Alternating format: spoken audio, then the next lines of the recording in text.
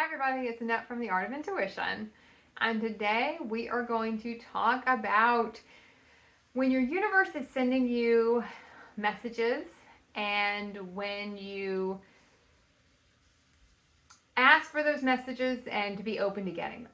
Because I think a lot of what happens is we'll ask for messages and then we don't want to see them when we get them because it's not the answer we want. We don't want it to be that answer. We want a different answer. So it's important to really look at why. Let me tell you one thing. You're going to get an answer. I'm going to jump to the big reveal of this video. You're always going to get an answer. The issue we come into is if we don't like the answer we get, if we're not happy with the one we get, and we try to say, I can never get an answer. Oh, I never know what's going on in my own world. And that's just the farthest thing from the truth. We know exactly what's going on in our own world because we program our world. We set this whole thing up. We do the whole thing. So we know what's going on. We know who's going to be in our world. We know who's going to be exiting our world. Now, consciously, when we're in our human consciousness in the beginning of awakening, beginning of ascension, we might not be able to consciously tune into it, but after a while we will know. We'll see the signs of people getting ready to exit. We'll see the signs of people. It's almost like the old anyone who has an animal and has gone through the end of an animal's life cycle, they'll start to notice patterns with the animal. And these are kind of universal patterns. You'll start to see the animal going away more. I had a cat that would sleep with me all the time, and then when she got to a certain age, she started sleeping by herself. And I've always said that animals follow the cycle that are timeline cycles. There are certain timelines they're attached to, and when the timeline goes, they go too, because they remind us and keep us stuck in that timeline. That dog we owned with our spouse, our ex-spouse. The girlfriend or the boyfriend that gave us that cat, we will remember these things and tie them to that animal. And it keeps us tied into certain programming. It keeps us tied into certain realities. It keeps us tied into certain things. So when it's time for us to let those go, the animals go with it, and that is why animal lifespans are not as long as human lifespans are. Because we're supposed to. They're here to comfort us. They're here to be our partners in that reality. And when it's time to move on from that, then we go into a different timeline. We've all seen where pets die right before kids go to college. Or right when people get ready to go into maybe a assisted living home, the animals will go. There's certain things that start to happen, and animals passing, animals maybe just disappearing, running away, but getting lost. These are all things that have to do with the timeline. It ties us to the old timeline, and we don't like it because it's so harsh when they go, and we never know, kind of when to let them go. As a human, we get really kind of bogged down on a lot of that kind of stuff because we have so much we've depended on them for so much emotional support. And it's also, they're the ones that get to us and we grieve. People who don't even grieve over human death will grieve over pet death. So a lot of times we start to see our animal going away in the sense that my animal would stop sleeping with me. In the beginning, it was just a couple nights here and there, and then because they want you to start detaching from them. They understand that their timeline's almost over, their job's over, they've done what they set out to do, they've been here for us, and now it's time for them to go on and do something else. They know the timeline's ending, and they start detaching. So that's very common. We see that in animals. They just start going away. So it's not as harsh for you when they're not there anymore. And the same things with people in our reality start doing that. There are people that are gone immediately. I kind of notice a lot more of kind of it's a slower fade, like especially relationships you've had for a while. All of a sudden you don't see people as much. They start, you get into some different things. They get into different things. They switch into different frequencies, and all of a sudden you switch into different frequencies and they're just not around anymore. And you start to see these things kind of fade out. And that's a natural part of timelines going, when we see these things fade out. So these are all signs and clues our universe is giving us that this timeline is going to start to come to an end. And these people are going to start to come to an end. These animals are going to start to go.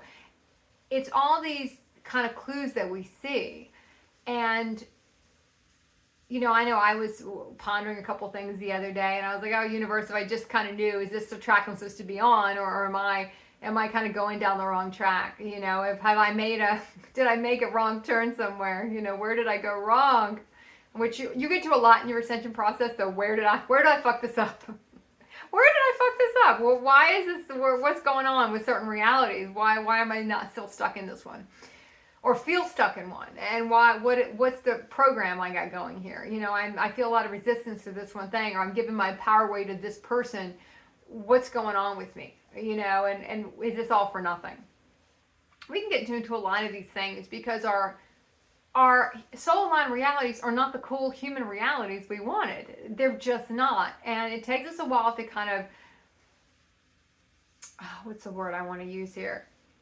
Oh, I had the word and then it left. But it takes a while to come to grips with that. It takes us a while to get comfortable understanding that these are not going to look the same. And they're not the cool realities. We don't do the cool things. And the cool thing we thought we wanted to be able to do with our life is not what we ended up doing. The thing you're good at, the things that we're natural at when we get into our soul line realities, might not feel like that cool thing everybody really wants to be a part of. They're not the cool human realities. They're not the sexy realities. I've said that like 1,000 times on this channel. They're not the sexy human realities. They're not what we would consider cool, That's not what they are. And there's just a lot of coming to grips with that. And there's a lot of getting used to them looking so weird and looking not how we thought they would look and looking kind of slanted and in a different way. So when you ask the question from your universe, and I promise you, no matter what question you ask, you will get an answer. Be prepared for the answer you get. I know today I got a lot of different answers. I actually had someone say to me on something I was listening to, this is just a podcast I was listening to, sometimes you get good at a cool thing, something that doesn't feel cool, but you have to keep going with it, because that's what you're supposed to do. And you feel when it's a message for you. You feel when it's a message that it's just for you, and that your universe telling you this is the message. This is what you wanted, and this is the message. It might not be the one you wanted. It might not be the savior thing you wanted to come in all of a sudden and sweep you off your feet and make all this better, all these realities better that you don't want to realign or have to align again and take the time to realign it again. We can't save you in that one. You have to save yourself. There's no Disney prince or princess coming to save us. We have to do it ourselves. We have to align these things. And that really is just aligning our realities. And once we align our realities, we keep them aligned. And when there's another variable that comes in and misaligns the reality again, we have to align it all back. And if that takes a week, a month, we work on that. That's the most important thing, is to keep your reality aligned. And when I have something come in that disrupts my reality, I very quickly have to get it aligned again, because I know, okay, now I need to focus on that. This is the alignment, the cadence of the reality. This has to all be realigned all over again. So I don't want to make this one super long. This is going to be a quick one today. It's important to understand that we will always get an answer. And we don't have to look hard for it. You don't have to get your magnifying glass out, and be Blue's Clues and really look to go, I don't know. I don't know why this is so difficult. I don't know why I can't figure it out. This is like in a different language. It's not. We just normally don't like it. It's not the one we thought we were going to get. It's not the answer we wanted to get. So we kind of ignore it. We go past it, especially in our earlier phases, because it's not what we wanted to hear. And it's funny because you'll be the same message and you'll hear it again and again and again and again and again. Maybe over a day, maybe over a week, maybe over a month. You'll just keep hearing it. Usually when we go back in the same circle again of a cycle, and we say, if I can only get out of this cycle, and your universe will kind of send you that answer. It'll send you that person to help. But because it's not packaged the way we wanted it packaged, we were like, I don't want that. Never mind. It's that old adage of the guy that was waiting to be saved, and he waited for the boat, and I guess he was in a flood. I can't remember how it goes, but he was waiting for something specific to come in. And I guess when he went to heaven and talked to God, God was like, I sent you all this stuff, you didn't take any of it. Our universe is the same. Our universe is, we are God. We are our God particle. We become that aspect of us. We're sending ourselves all of the answers, but because we wanted it a different way, we wanted a different one, we say, I didn't get it, or I'm not tuning into it. We're not tuning into it because we don't like what we're seeing, because it's not what we thought it would be. It does not mean it's not what we need. Your universe is going to send you what you need, not what your human wants. And we can put our human wants aside and really look at, okay, what did I get? And if you go back to any reality, your universe sent you a lifeline,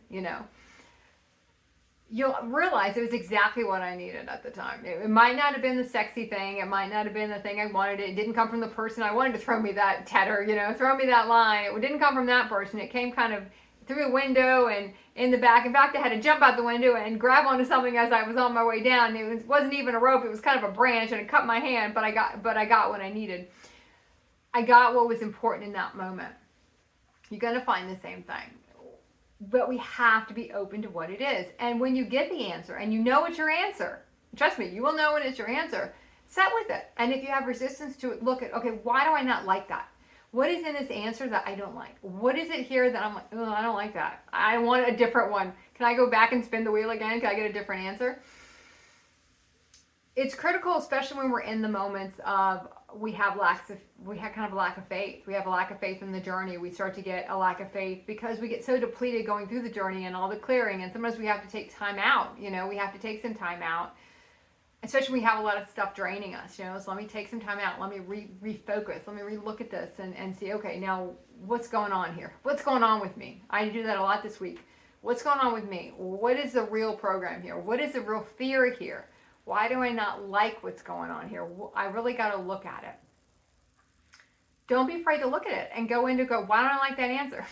That's more important really than the answer, is why we don't like it. Why are we resisting that answer? Why are we not picking up the phone when our universe is saying it's got to be this? Why do we not like that? That is going to tell you what's going on. And that'll also dissolve the walls of what you getting over to the next step, getting over to the next hump. Getting into that next reality when you dissolve the resistance we have to how it's coming in, because it's not the way we wanted it to come in.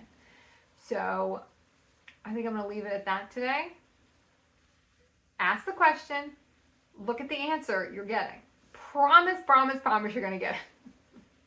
And it won't even be this really encrypted one, like I said before. It'll be straight ass forward. And it'll be so obvious. You'll be like, oh, well, there's my answer. Okay. Well, thank you. Don't be afraid of the answer. Look at your resistance and resolve the resistance you have to the answer. And allow to come in what wants to come in, and allow to leave what's time for it to leave. And that's normally a lot more difficult for us than allowing the new to come in, is allowing the old to go. It has to go for a reason. It keeps us tethered. The frequency keeps us tethered, whether it's people, whether it's pets. It doesn't matter what it is. Our attachment to it is what matters. That's what the whole energetics behind it is what matters. So like the video I did a couple weeks ago is that it's not the thing we do, it's the energy behind why we do it, the program of which we do it from. That's what dictates the reality. It's not the act. The act doesn't matter. It doesn't matter. You could do it the same way 100 times, you get 100 different results. Because our energy is going to be different as the program we're running under of why we're doing it, the aspect of which we're doing it from. It's the same thing. When you ask a question to your universe, you ask a question about, okay, do I stick or do I twist here? What's going on? Be open to the answer.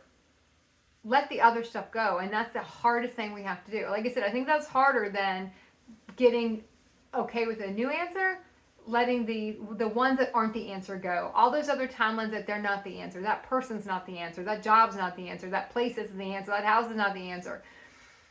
These things are not the answer. Here's your answer. All these other ones, we got to just throw them off the table because these are not the answers. Now, in 5 months, you might ask the question, maybe some of those will be the answer, but right now, that's not your answer.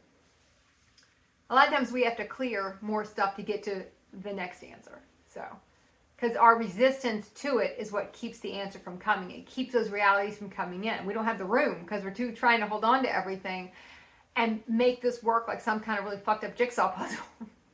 Trying to keep all the Jenga pieces in, and it's clearly a mission of this is not going to work. There's no way this is going to work and stay together. But we don't care about that because we just want it to be a certain way. Let go of it having to be a certain way and be open to the way it's coming in. Okay. Keep practicing the art of intuition.